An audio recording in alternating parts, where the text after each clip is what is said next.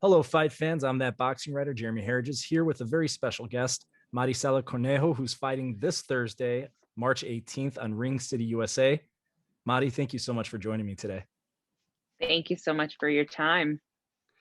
I was reading up on your story a little bit, and I saw that you came from Washington State to LA. I was curious, what was originally your intent when you came to LA? What was your major aspiration? Um, I actually was working with a construction company brought me out here, Healthcare Technical Services, HTS, brought me out here. I was working for an attorney out in Tacoma, Washington, and I met him through mutual friends, and he offered me a job. He liked the way I carried myself. He liked that I was bilingual and I could handle myself. I think I was like 22 at that time. Mhm. He was just like, you're an old soul and you're not afraid to go in a room and you have this, energy about you that people pay attention. And he's like, I need that for my company. So I was like, okay, cool. I always knew I wanted to come out to LA, and that was my opportunity. And that was, like it presented itself. And I didn't know anybody out here. My whole family is out in Washington State. So I I said, let's do it. Seattle was I had grown out of Seattle already, and I come from a small town. I moved to Seattle, um, and it was just there. I knew I wanted something more. It was like I call Seattle like a pond, and out here in LA is the ocean. Like if you can make it out here in LA and New York, obviously, New York is Mhm. another animal. But I wanted to test myself and see how to get to know myself, and that was my moment of getting to know myself, seeing what I am capable of, and in the real world. And I wanted to come out here and do the acting thing like everybody out here in their grandma. So it was my opportunity to get to LA, with it being the company taking me or bringing me out here, and I worked for them for a year. Then I was laid off. I worked everywhere. They sent me everywhere. And I would generate these maps for the contractor, and I would talk to the subcontractors at either Kaiser Permanente, airports, wherever it was at that we had a contract with that contractor for the project. So that's what I was doing. Then I got laid off for some time, and I was like, I want to fight. I wanted to see what I can do really. But before that, I was going on auditions. And they I just noticed, I was like, okay, this is going to be pretty hard for me to just come out here. I'm a nobody. So Gina Carano at that time with MMA, she got a movie with Haywire, and I was like, huh, this is pretty cool. I've always wanted to fight, but I was in sports my whole, growing up and high school and everything, and college. I played college volleyball and fast pitch as well. I think that's why with the hand speed and the hip thrust, I picked up pretty well with boxing. So I was like, that's what I'm gonna do. I'm gonna literally fight my way into Hollywood. So creating a platform for myself in boxing, then I can cross, into the Hollywood area. That was Mhm. my grand plan.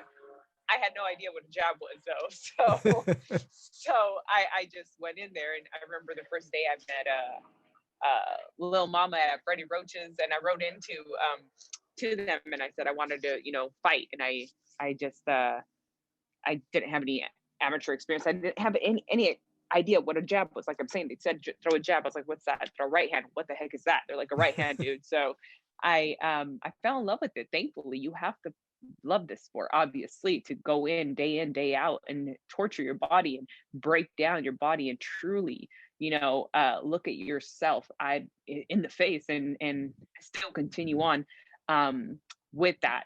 Uh, Vulnerability, it's not fear, it's just you're so vulnerable being out there. Mhm. So yeah, I fell in love with it, and I was laid off at that time, so I was getting employment, so I was like, perfect. This was is my go-to. So yeah. was there a moment where you said, okay, I know now that I could do this as a professional? Was there that single moment, or was it something that you Yeah. had to gradually work yourself into? No, I knew I started at 23 boxing.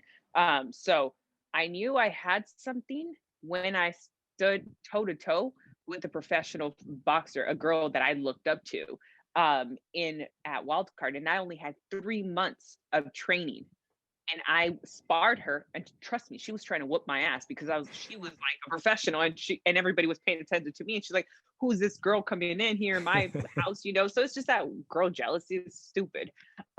So I looked up to her, and she was trying to whoop my ass, and she didn't, so that pissed her off even more. And I'm like, yo, why boxing? I'm sorry, boxing loves me, like, and I love boxing obviously, but yeah, I knew I had something. I knew I had something at that particular moment. I was like, I could do something with this. So I was the first one in the gym, the last one to leave. I would stay and watch. I remember at that time it was Amir Khan, Julio Cesar Chavez Jr., but Senior would be there training him, and Senior would sit next to me. I'm like, holy shit! Like I'm in this freaking gym with all these boxers and Pacquiao. They were awesome with me as well. And then also ended up moving to Vegas and watching Floyd and his dedication. And it's just all those things I picked up on what worked for me. And I knew I needed to hurry up and turn pro because I wasn't getting any younger. And I started at 23. Then 8 months later, I had four amateur fights, and then 8 months later, I turned pro. My first fight was in Atlanta, and yeah, I knew I needed to. I knew I was still green, but I knew I could handle myself, and so it's been learning on the job. So you enter this realm of professional boxing, and then I'm curious to hear, Buddy McGirt working your corner now. Mm-hmm. Obviously, one of the greatest trainers alive today. How did you two connect, and what made him say, "All right, you've got something. I want to take you to that next level"? You know what? It was funny the way I reached out to one of the guys that he trained, and I just reached out to him. I was like, "Hey, I see that Buddy's in town. I want to learn. I'm always wanting to learn and watch. By watching, that's how I learned. I picked up a lot by watching and just seeing the footwork, seeing their eyes, seeing everything. So my intention was to go in there and watch. And I told my trainer, I said, "Hey, I'm gonna go and watch, just to learn some more." And he was like, "Go for it." And at that time, our gym had closed and because COVID, and it was just I go in there and I introduced myself. He didn't know who I was. I'm just like, "Hi, how are you?" And then his son had called him on FaceTime. His son knew who he's like, "My son knows who you are. Like, what the heck? Who are you?" So at that time, I was just watching. He's like, "What? You're just gonna sit there? Like, did you bring your stuff?" I said, "Oh yeah, I brought it. I wasn't gonna be. I just didn't want to be like, hey, can you train me?" So I was waiting for that open door. So he's like, "Yeah, let's get on. I want to see what you got." So I was like, "Cool." So right away we hit it off, and he saw I had something, but the what do you call it? Not the energy between us, chemistry. There we go. It was great. It was great. We understand each other, and he saw, that I had potential to become better because I listen. And right away when he tells me something, I can pick up pretty quick. So yeah, so that's how it started. And I mean, he was just like, "What are you gonna do? Like, what are you gonna do? Your gym's closed. Your trainer is like, closed it down. He's not gonna be training anybody right now." And my trainer said the same thing. He's just like, "I'm taking time off." And yeah, so it happened so naturally. And he's like, "You're more than welcome to be here. I'd love to train you." And I was like, "Holy shit, are you serious?" So he's like, "Yeah, you seem you have a lot of potential and you're strong." That's the thing that he said. He's like, "You hit harder than most of these guys." So it's been great. It's been great. He's gotten a lot out of me that I knew I had. I just didn't have that right magician, or I call it the puppet master. That's what I said in the last interview, to get that out of me. And he's done that with just the basics, with just nothing fancy. Just stick to the basics. It works. There's no need for anything else, but know how to use the basics to get them to do what you want. You've got this fantastic fight coming up. You've fought for a title at 3 times. You're fighting Alma Ibarra, who's just came off of trying to win a title, came close.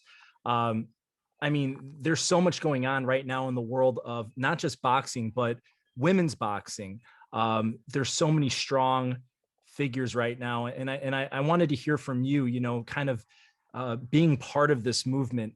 What do you think that women's boxing needs to bring it on a more even playing field for men? Yeah, there's this month actually is a really dope month to be fighting. Well, it is women's, month or history month. But this month we had Shields to kick it off with the all women's card. Then we have Cecilia Breckus this weekend and Jessica, and then us next week, and then the Serrano, the crazy. I love her style, so her to close out this month. But with what Shields did, on the all women's card, I think that was freaking fantastic. That was great. But in my opinion, she's worthy of that should have been a bigger deal. But what was missing from that, a shame on her team, was the storytelling behind it. That's how fans get connected. That's how we all unite. That's how we all relate to one another. That's how fans get interested in, feel that connection between us and them. So is a storytelling, and that's something that's missing with the women's, and it should have been promoted much more heavily.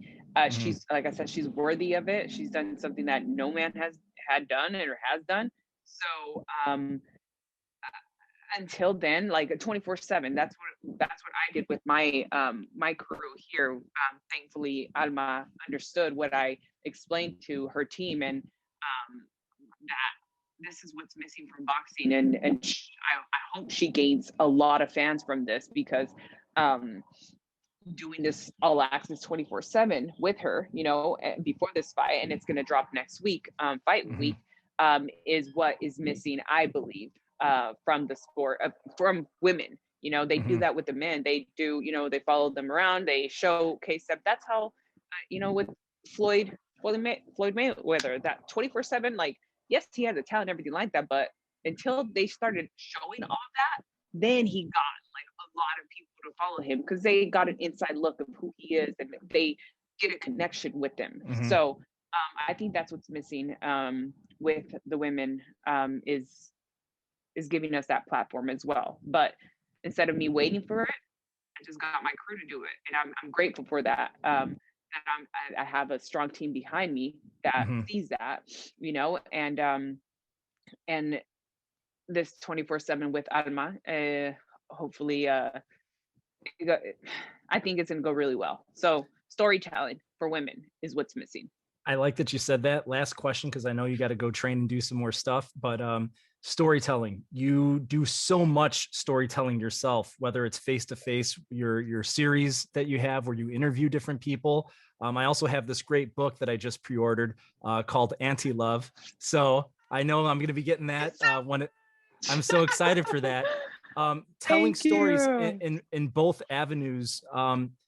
What's so special about telling stories to you, and what do you want to try to get out to other people with your own writing and then with your interviews? We all have a story. We all have a story. We all have been through, whatever it is that we've been through, and that has made me who I am today. My only hope is to inspire those to see that you can do it. You still are worthy of whatever it is that you're trying to pursue, no matter your past, no matter what has happened to you.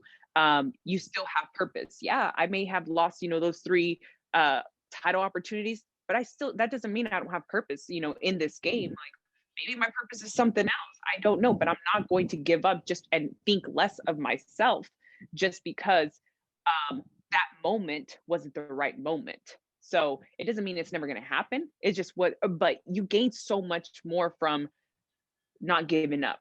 And that's what I want people to just feel and know, that to not give up in the ring, in life. Life is so much more harder than freaking ring, you know. So taking punches in the ring, that's easy, but taking punches in life, that's something that is much more difficult. And I just want to, you know, show people like you're worthy. You're worthy of continuing on with your dreams, with whatever it is that you want to do in this world. And Mhm. we're all alike. We're all so much more alike than not. So um, yeah, that's all. I think you said that incredibly well, and I think it's so important, especially for young girls, to have female professional athlete role models, because I know that they're not always given a platform. I asked my 4-year-old daughter the other day. I said, "Do you like watching women box more, or do you like watching men box more?" And she said, "I like watching women." I go, "Why?" She's like, "Because they're like me." And she watches Clarissa Shields, she watches Cecilia Brækhus, and I'm sure she's going to be rooting for you come Thursday. So thank you for Oh, being such a good role model, and just such a positive person. I think you're doing great things, and I'm excited to see you back in the ring. I appreciate that. Thank you so much. Thank you very much. And thank you so much for your time and for interviewing us and giving us this platform on your platform. So I appreciate that so much. Thank you so much, and best of luck to you. Thank you. Thank you.